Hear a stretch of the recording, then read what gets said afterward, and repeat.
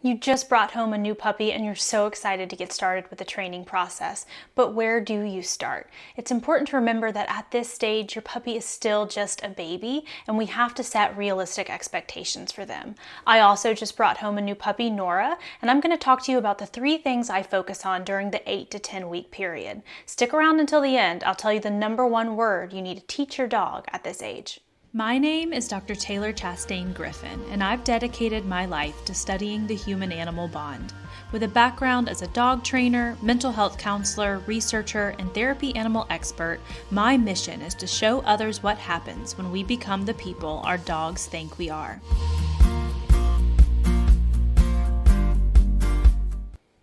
Before focusing on anything else, you need to establish a clear routine for your puppy.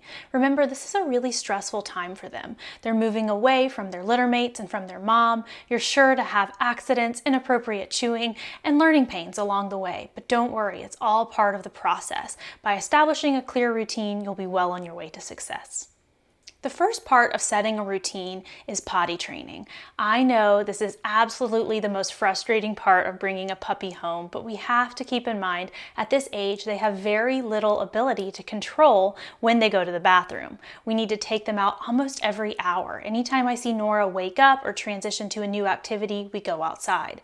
When we go outside and she touches the grass, she almost immediately goes potty, and I give her a reward or a treat. We come back in. If she has accidents, and she will have accidents, it's so important that we do not punish them. That does not do anything to teach them a behavior at this point, and it actually damages our relationship. Instead, we take them right outside, even though they just pottied, and we go back in to clean up using pet-safe chemicals that also get rid of the smell. The next part of setting a routine involves crate training, at least for me and my dogs. I'm a big fan of using the crate at the beginning stages of their life. It's really important if you need a safe place for your animal to be while you're away from the home or you're not able to closely watch them.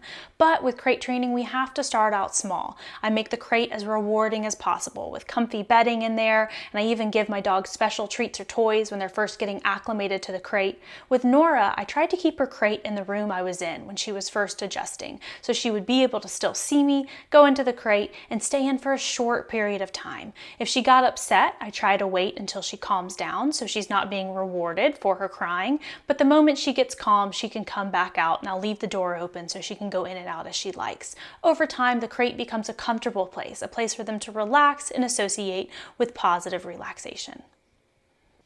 When we talk about routine, we also have to talk about redirection. When I bring a new pup home, I do as much as I can to keep them a part of my everyday activities. But this means I'm going to be having to redirect them quite often. Let me give you an example. Say I'm working on my computer and Nora starts chewing my pant leg.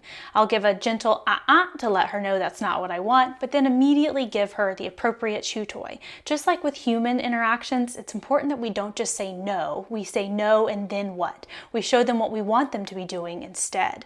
We have to be careful. The idea of punishment is outdated, especially when it comes to how we interact with our animals. That hurts our relationship. Instead, calmly and gently redirect them to the activity you'd rather them be engaging in. So we've talked about establishing a routine. Next, let's talk about basic cues. I want to mention though, at this age, it really is too early to be working on a lot of trained behaviors. Right now, we're focused on that relationship building and that routine. But there are 2 basic cues I like to teach early on. We'll talk about other cues in videos to come. Good. So one of the first cues that I teach a dog this young is simply to look to me and focus. We want them to learn to give us eye contact, focus, many times a day. You're just teaching them a simple association. This treat is very overstimulating for her. And so by trying to get her to stop being so magnetically attached to this treat, I'm going to point it up to my eyes. See if she'll focus. Good. And then give the treat. It's a very brief interaction here. We're just getting maybe even a millisecond of eye contact because she's so young. But I'll show you with an adult dog what this ends up looking like as they get a little bit more mature. I'm also luring her away so that she's not jumping on me. And I'm luring her into a sit, though I haven't really formally started teaching that cue yet. It just gives her the ability to have a little bit more self-control. Focus. Good. Good focus. Good. Very good. Focus. Good. The other cue that's very simple at this point is going to be a touch cue, and it feels when you're starting like you're doing it wrong because it's so easy. So with touch, you're just teaching them to bop your hand. Touch, good. And they just bop it with their nose really close. Touch, good. You use both hands. We're going to build upon this as well to do some of the more advanced training cues in the future. Like if you want to teach your dog to get you something out of the fridge, if your dog needs help properly meeting people, the touch cue is where we start. So I'm going to show you with an older dog who has more self-control what this looks like. With focus, I'm just asking her to look into my eyes. Focus, good. When we're out together in the world, I ask her to focus on me a lot. Before we go into doorways, as we get in and out of the car, she's learning to look to me for direction and that it's a rewarding experience. Haven could maintain focus for a lot longer than a puppy could. We've been working together for a long time and she's mature. The other cue that we're working on with the puppies is the touch cue. Touch. Good. Focus. So with an older dog, I teach the touch and then come back to eyes for focus. Touch. Good. Focus. Very good. We'll do it one more time so you can see what that touch looks like. It's very simple, just a bop to the hand. Touch. Good. There you are.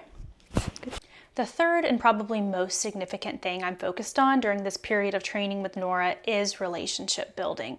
I want her to know that she can trust me and that I'm always looking out for her best interest. Be careful if you find any trainers who talk about dominance. Dominance-based training is outdated, it's unproven by science. I always tell my clients we have thumbs. Our dogs know we're a different species, they're not coming for our position in the pack. Instead, they're looking to us to see if they can trust us, to see if they can depend on us over time. When we infuse our interactions with our dogs with old school dominance-based theory, we're hurting our relationship and they're learning that they actually cannot depend on us at all. The more I've learned about dogs over the years, the more I've leaned into building mutual respect and trust, and I see far fewer behavioral issues from my dogs because of that. One more thing worth mentioning when we think about puppies from 8 to 10 weeks old is the fear period. This is a time in which puppies become especially sensitive to new things in their environment. Their brains are very malleable at this time, so we want to protect them and get them through. If you notice, for example, that your dog is suddenly very spooked by something that previously didn't scare them, just reassure them, comfort them, let them know they're safe. This is not the time for counter conditioning. When they're in this really sensitive period, something that fears them now can end up causing issues for the rest of their life if we push them too far, too fast. Take a break, wait for this fear period to end. When it ends, we can start habituation or counter conditioning the things that they might be avoiding. I'll talk to you about how I do that with grooming tools like brushes and nail clippers here in just a moment. So remember, at this age, we're also really trying to acclimate our dogs to things that they'll see a lot in their life and things that they might not even like as they get a little older. So you can see here the brush that we'll use to brush Nora's coat and even our nail clippers. I want her to investigate them, but I'm not actually going to use them today. So this isn't going to be a negative experience. We're going to have frequent, short, positive interactions with these kinds of things many, many times with just slight bits of using them in between. So that this way it's not something that we dread. When we bring this out, it doesn't always mean the world's coming to an end and mom's going to groom me. Sometimes we bring these out just to check them out. The other thing about Nora is that she has a coat that we're going to need to trim as she grows older. So I'll show you what you can do with the dogs who need grooms to acclimate them to that here in just a moment. So as we talked about, since Nora is a doodle, she is going to need to go in for grooms. Come here, Nora. So I want to get her acclimated to the vibrations of the clippers. So I've turned on this very cheap electric toothbrush and just letting her kind of check it out to start. I don't want to flood her. I don't want it to be too overwhelming. I just want her to get a feel. I might even turn it off for a moment so that she can see what it's like without the vibrations. And as she gets a little bit closer to it over time, Nora, come here, come here. Then I'll even rub it up against her so she feels it for just a moment and then stop. Good girl. Good girl. So right now we're just doing a second at a time. Tomorrow I might do 2 to 3 seconds. Next week 4 up to 30 seconds where she has this close to her and nothing bad is happening. She has the opportunity to check it out. Your groomer will thank you for going ahead and starting these acclimations from a young age. At the start of the video, I promised to tell you the word that I think is most important to teach your dogs at this stage, and it's simply good. This is a reward marker. It tells your dog when they're doing what you want them to do, and you want to match it with a treat as often as possible. So if I see Nora laying down, she's being calm, that's a behavior I like in my house, I might look to her, she gives me eye contact, and I say good and give her a treat. She learns that when mom says that in a high-pitched voice, that I'm happy, that I like the behavior she's showing. This is going to be a bridge you use in the future to shape many other behaviors, so practice that. Tell your dog when they're being good. These first few weeks with your puppy in your home are precious time together. Stay patient, stay consistent, and keep your expectations reasonable. As Nora grows, I'm going to continue to make videos about how I train her week to week. If you have questions specific to your puppy or your dog's behaviors, put them in the comments and I'll be sure to address them.